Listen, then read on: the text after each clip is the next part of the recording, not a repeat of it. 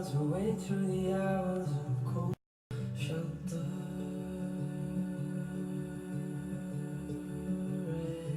as we go.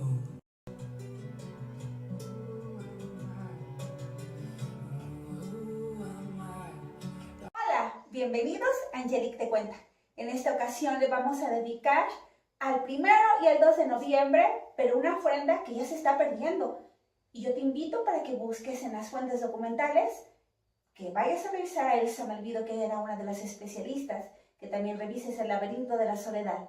Y sobre todo, que nos acompañes para que veas esta crónica especial que he dedicado para Tenancingo de Degollado. Una ofrenda que tal vez esté marchando, pero nosotros haremos que perviva para siempre. Así que vamos a la crónica de la ofrenda de Tenancingo de Degollado. En Tenancingo de Degollado, a mediados del siglo pasado, era interesante ver las ofrendas que se ponían en cada una de las casas del pueblo y también un recorrido muy interesante que era alrededor de la plaza principal y caminar despacio por las calles centrales de aquella población y observar una y otra vez los dulces de azúcar antes de pedir al amigo, a la novia, al esposo o comprar uno mismo ese dulce que era la figura más interesante y llevarla para degustarla más tarde o al siguiente día, el 3 de noviembre.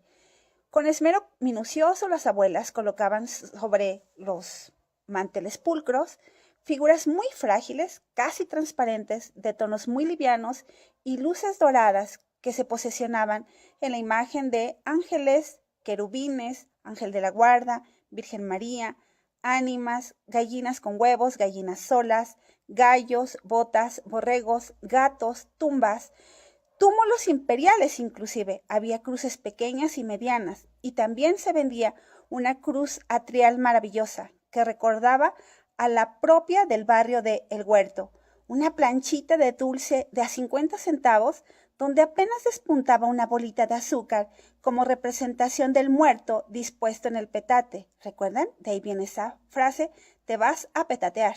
Y entonces esa figurita también se la llevaba. Alguna vez vi una sirena.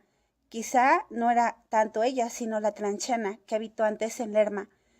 Esta sociedad diminuta de dulces compartía denominaciones comunes, quizá una misma cosmovisión, reconstruir el mundo a partir de este ángulo dulzón y festivo, de esta pequeña localidad y su sabor abigarrado, porque lo mismo comían dulces que duraznos en almíbar y también comían chiles manzanos para esperar a los muertitos el 1 y el 2 de noviembre. Para que llegaran los dulces a la plaza unos 2 meses antes, las abuelas compraban 2 o 3 costales de azúcar, colorantes artificiales, alcohol y polvo de oro, algo de papel chillón para darle alegría a los ojos de las calaveras. En la candente cocina donde se hacían los dulces, en la cocina de humo por supuesto, se fraguaban recónditas conversaciones entre gente como Esperanza, Joaquina Zárate y sus visitas constantes que eran Paz Piña con su esposo, que al mismo tiempo era el cácaro del pueblo, con Macrina y el Caperuzo, que era no solamente el cronista, sino también era ese personaje que se dedicaba al teatro. Los almuerzos, las cenas, el desayuno, las meriendas sin pausa ni término, hacían de esos espacios un santuario, donde se levantaba un calor y un color espeso en las cazuelas de barro, que a fuego lento hacían saltar las burbujas, como explosiones blancas apaciguadas en el barro frío, atado con hilo cáñamo, mientras las manos colaban el dulce hasta que se hacía frío, inmóvil y casi transparente. Después de envasiar los moldes, se depositaban en tablas hasta que estuviesen secas, y si los vientos caprichosos, las lluvias y granizadas del cielo imperaban, entonces los dulces dejaban de ser propuestas infrágiles. Pero los dedos de la Zárate avivaban el fuego y el refugio de su constelación de dulces, aferradas a preservar el instante, porque ese era su mejor recurso en la desgracia del clima. Si el tiempo les favorecía, entonces se apresuraban a darle color a los dulces, con unos conos improvisados de costal de harina, lápiz para delinear los ojos y boca de ángeles, vírgenes y ánimas afligidas. Al llegar las tablas con las figuras, parecía que la eternidad del cielo precisaba de todas las vidas castigadas y apretadas en Tenancingo. Y si algunos dulces no soportaban el frío de la casona, debilitándose el azúcar, se convertían en unos ricos rábanos y piñas, esos despojos de las salas angelicales.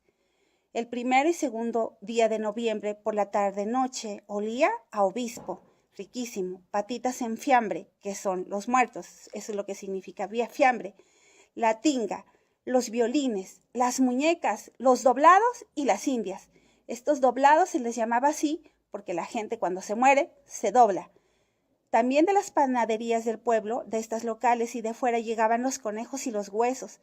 Había tejocotes rellenos con 2 piñones, los pambazos, gordas de haba y una inigualable salsa de gatos. Los gatos son chile, manzano, sal, limón y cebolla. La acidez de la comida, el dulce de azúcar, eran el festín al paladar de los lugareños y de los visitantes, pero sobre todo de los muertos. En casa, cada familia realizaba su ofrenda para recordar ese transitar con aquellos que se adelantaron y sabrá dónde y se marcharon tal vez al inframundo, de alegrías y descanso, o quizá donde mora la desesperanza y el vacío. Obtener un dulce, un muerto representativo y colocarlo en la mesa era tanto como dar función a las ánimas y recordarles que hay una vida poco descifrada, que no sirve para nada si uno no se compromete a vivir como si fuera a morir mañana. Y que estos vivos aferrados al instante son uno de los mejores recursos en la desgracia y desolación, pero que merece la pena vivir, aun si lloramos sobre el polvo del pasado. Y así se marchó el siglo XX y con él se fueron las abuelas, los moldes se fueron perdiendo en añicos, ninguna generación más rescataron estos dulces, los moldes de barro, con más de 100 años de antigüedad. Así quedaron algunos en una casa de adobe ubicada en el huerto, frente a la cruz atrial, copia fiel elaborada de las manos de los artesanos de Metepec, en el Estado de México. Otros simplemente desaparecieron, pero las pocas piezas rescatadas han revivido un fantasma de la memoria y su sabor dulce, ácido y picante.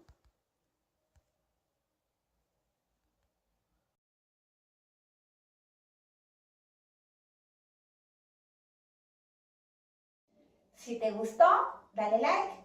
Invito para que se suscriban más, porque nosotros seguimos haciendo crónica e historia, esta investigación iconográfica donde tú eres el principal. Así que escríbeme, suscríbete y nos vemos la próxima semana. Que tu día de muertos sea maravilloso. Porque siempre vivirán en nuestro pensamiento y dentro de todos nuestros más hermosos sentimientos.